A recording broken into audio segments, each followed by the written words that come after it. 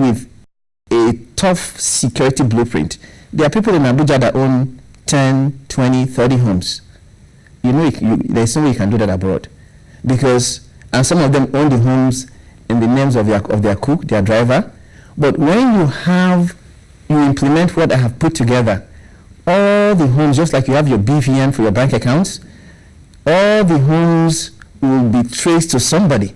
Now, if it's traceable to a cook or a driver who you know, the salary that person makes does not commensurate, with the money spent on building the home or whatever in the home, then of course you're going to hit the person through taxes, because we don't have property taxes.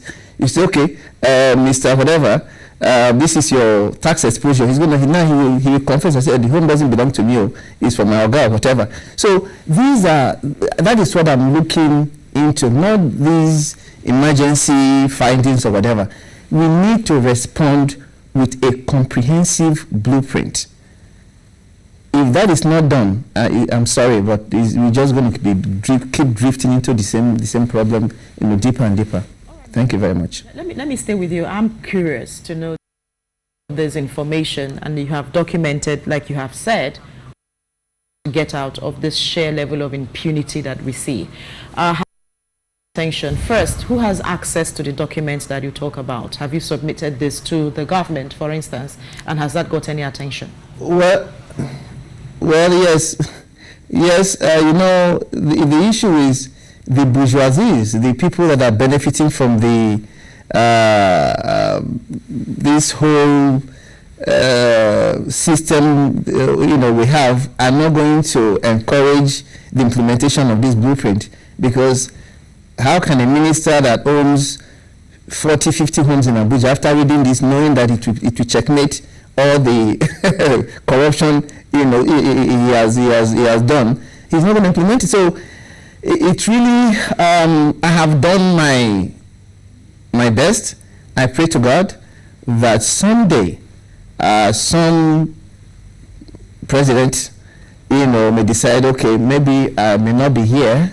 They say, oh, that guy called George Ubo, could you please go and dust up that thing he wrote? Let's look into it again. I mean, but I do my best, and I pray, because even when I started, when I took on EFCC, nobody wanted to talk about it. It was so sacrosanct. I mean, put your mind back to 2013 when I started with EFCC. Nobody wanted to take me seriously. I mean, even the media. So, but now look at to even hear and see two former EFCC bosses trading accusations. So we are making progress. I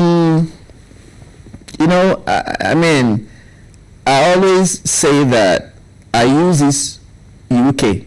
The Bank of England, Mark Carney, the governor, is not British. He's Canadian. So for the British government to go and get a Canadian to run the Bank of England should tell you something. We should start celebrating merit. If you can do the job, get the job done, let them give you the job. It's really painful that, I want to get into another area now, these positions are given based on political whatever, but I leave that to the public to judge.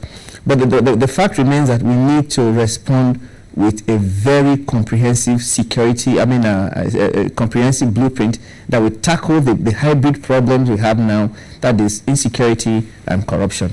Thank you very much. Thank you so much, Mr. George Ubo, who is a security expert and an anti-corruption crusader. He says, and of course to us this morning, looking at the holistic approach to the issues that we are reacting to, and see just how we avoid it rather than resort to reacting to them after they had happened. Again, thank you for your time and thoughts with us on Today on STV from our Abuja studios this morning.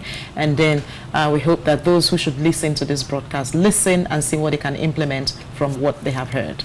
Thank you so much for your time. Thank you very much. Thank you. Thank you. Now, wrapping it up, this segment of the show, we have another interview coming out. Please stick around.